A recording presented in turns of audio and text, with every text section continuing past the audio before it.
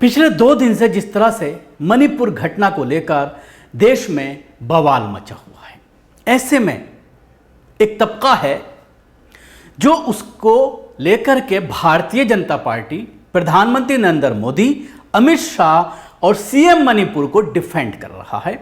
Social media पर दूसरी घटनाएं शेयर करके उस घटना को कमतर दिखाने की कोशिश की जा रही है।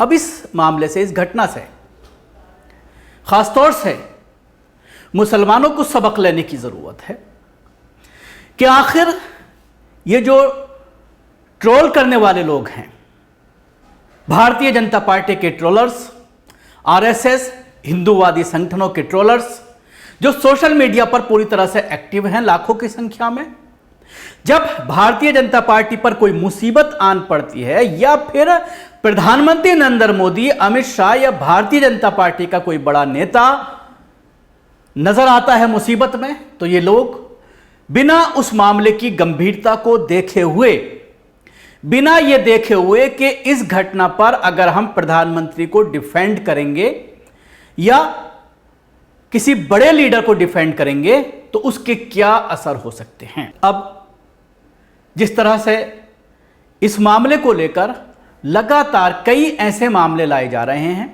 एक मामला लाया गया राजस्थान का, आज एक बंगाल का मामला लाया गया है और उसमें यह बताने की कोशिश की जा रही है कि बंगाल में इससे भी बड़ा संगीन मामला हुआ है। उन्हीं राज्यों को केसेस को लाया जाता है जहां पर भारतीय जनता पार्टी की सरकार नहीं है। अब सवाल यह खड़ा हो रहा है कि जो पीड़ित हैं, जिन लड़कियों को नंगा घुमाया गया है, जिनके साथ घिनौनी हरकत की गई है, पूरा देश शर्मसार है इस घटना को लेकर, पूरी दुनिया में भारत की बदनामी हो रही है। सवाल खड़ा हो रहा है कि आखिर किस तरह के लोग हैं। किसी के अंदर भी, इतनी बड़ी भीड़ में किसी ने भी उनको बचाने की कोशिश नहीं की, तमाम हैवान बन गए। इस पर सवालात खड़े हो रहे हैं, लेकिन कुछ लोग हैं जो उसको भी डिफेंड कर रहे हैं। और ये कौन है जो पीड़ित हैं? जैसा कि मैं कह रहा था, जाहिर सी बात है, गैर मुस्लिम हैं, हिंदू हैं, लेकिन देश में किस तरह से अपर कास्ट और लोअर कास्ट में गैप है। अगर यही घटना किसी अपर कास्ट की महिलाओं के साथ हुई होती तो आज प्रधानमंत्री नरेंद्र मोदी का डिफेंड करने के बजाय यही लोग, हिंदूवादी संगठन के यही लोग जो दीपिका के गेरुआ कलर की बिकनी पहनने के ऊपर संस्कृति जिनकी खतरे में आ गई थी और हिंदू संगठन सारे खड़े हो गए थे, हिंदू की जो संस्कृति है उस पर सवाल खड़े हो गए थे, आज यही हिंदूवादी संगठन इन हिंदू महिलाओं को निवर्स्त करके जिस तरह से घुमाया गया, जिस तरह से घिनौनी हरकत की गई, जिस तरह से उनको परेशान किया गया जहनी तौर पर और जिस्मानी तौर पर, पूरे परिवार जिस दर्द और कर्ब से गुजर रहा है, लेकिन इसमें कोई हिंदू खतरे में नहीं है, इसमें कोई धर्म की बात नहीं आएगी, क्योंकि पीड़ित महिलाएं दलित हैं। और यही तो झगड़ा चल रहा है वहां पर, जिस पर खामोश हैं देश के गृह मंत्री भी और देश के प्रधानमंत्री भी, और मुख्यमंत्री को क्लीन चिट दे दी गई यूरोपियन यूनियन के बोलने के बावजूद, यूरोपियन यूनियन के ये कहने के बाद भी कि मणिपुर में शांति बहाल की जाए। आवाज उठी कि मुख्यमंत्री से इस्तीफा मांगा जाए, लेकिन उनको गृह मंत्री ने क्लीन चिट देते हुए उनको कहा कि आप करते रहिए जो करना है। अब सवाल यही खड़ा हो रहा है, आदिवासी महिलाएं थीं, उनको नंगा घुमाया गया, सब चुपचाप तमाशा देख रहे हैं। अब ना तो बजरंग दल और ना ही हिंदू पुत्र कोई भी जो है वो सड़कों पर नहीं आएगा, सब लोग जो है बिलों में घुस गए हैं। इसके साथ ही सवर्णों का मुद्दा रहता तो अब तक ये लोग सड़कों पर अपनी छातियां पीट रहे होते। अब कुछ ऐसी चीज़ें हैं जिनको मैं आपको बताना चाहूँगा। इसके साथ ही ये सवाल तो हुआ किस तरह से इसको ट्रोल करके इसको जायज़ ठहराने की कोशिश की जा रही है, बड़ी घटनाओं को और दूसरी घटनाओं को दिखा करके। नेशनल कमीशन फॉर वुमेन, आपको याद है ना हो, मैं याद दिला देता हूँ कि अभी 2 दिन पहले ही चाइल्ड वेलफेयर कमेटियों के ज़रिए कुछ कंप्लेंट की गई दारुल उलूम देवबंद में जाकर के टीम ने चेक किया, बाल आयोग ने जाकर के चेक किया कि क्या वहाँ पर बहिश्ती ज़ेवर पढ़ाई जाती है, नहीं पढ़ाई जाती। हालांकि दारुल उलूम देवबंद के लोगों को ऐसे जो अधिकारी आए थे उनके खिलाफ़ FIR दर्ज करनी चाहिए, क्योंकि वहाँ पर कोई इस तरह की किताब पढ़ाई ही नहीं जाती है। गलत आरोप लगाया गया था, इसलिए ऐसे लोगों के खिलाफ़ FIR दर्ज हो तभी ये लोग इस तरह से मान सकते। इसके अलावा नेशनल कमीशन फॉर वुमेन उन राज्यों पर, चाहे वो राजस्थान की बात हो, छत्तीसगढ़ की बात हो, जिनका नाम कल प्रधानमंत्री मोदी ने लिया था जानबूझ करके पॉलिटिकल इशू बनाने के लिए, इन तमाम राज्यों में अगर कोई ऐसी घटना घटती है तो एकदम एक्टिव हो जाती है।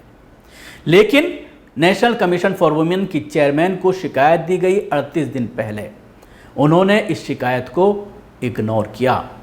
यह भी सामने आया है कि पुलिस दंगाइयों के साथ थी, उन्हें भीड़ के हवाले करके चली गई। पुलिस खुद भीड़ के हवाले करके गई है। आप हेडलाइंस एक अखबार की कटिंग साइड में देख रहे होंगे, ये अखबार में बाकायदा छपा है, बड़े अखबार में देश के, कि किस तरह से ये सबूत है, इसकी चीज़ को लोगों ने बताया है कि दंगाइयों के हवाले खुद पुलिस करके गई थी इन लड़कियों को, इन महिलाओं को। इसके साथ ही पीड़िता के एक पति हैं जो सूबेदार रहे हैं और देश की रक्षा की है, कारगिल युद्ध में शामिल रहे हैं, श्रीलंका में भी रहे हैं, देश की सेवा की है। अब बताइए, देश की सेवा करने वाला जवान जिसने कारगिल युद्ध में भारत का साथ खड़ा रहा, देश की सेवा की, कारगिल युद्ध में दुश्मनों का सामना किया, अपनी जान की परवाह किया बिना, आज वो अपनी पत्नी की यह हालत देख करके किस दर्द से और किस कर्ब से गुजर रहा होगा। और उन्होंने कहा कि देश की सेवा की, लेकिन मैं अपनी पत्नी और घर वालों की रक्षा नहीं कर पाया। बहुत दर्द वाली बात है ये, बहुत गमज़दा करने वाली बात है कि एक नौजवान, एक देश का सिपाही, देश की रक्षा करने वाला, कारगिल युद्ध में बिना अपनी जान की परवाह किए हुए, अपने परिवार की परवाह किए हुए देश के लिए लड़ने वाला बॉर्डर पर, आज वो लाचार और बेबस नज़र आ रहा है इन दंगाइयों के सामने। श्रीलंका में भी IPKF में था, कारगिल में भी मैंने अपना देश का रक्षा किया, लेकिन अभी मैं रिटायर होने के बाद अपना घर, अपना बीवी को, अपना गांव वाला को रक्षा नहीं कर पाया है। अब इसके साथ ही सवाल ये खड़े होते हैं कि वायरल जो वीडियो है, ये घटना कब घटी? 4 मई को, यानी करीब 78 दिन पहले। दूसरा सवाल है, FIR 60 दिन पहले हुई, यानी घटना के 18 दिन बाद, और उसके साथ ही सिर्फ एक व्यक्ति की गिरफ्तारी हुई। जब यह मामला गरमाया, मामला गरमाने के बाद प्रधानमंत्री का बयान आया, जिस तरह का बयान आया उस पर भी हमने कल एक प्रोग्राम किया था, आपने देखा होगा किस तरह से इस बयान में उन्होंने तोड़ मड़ोड़ कर पेश किया और उन राज्यों पर निशाना साधा जहां पर कांग्रेस की सरकार है। जब यह हंगामा हुआ तो उसके बाद 20 जुलाई को 3 और लोगों को गिरफ्तार किया गया है।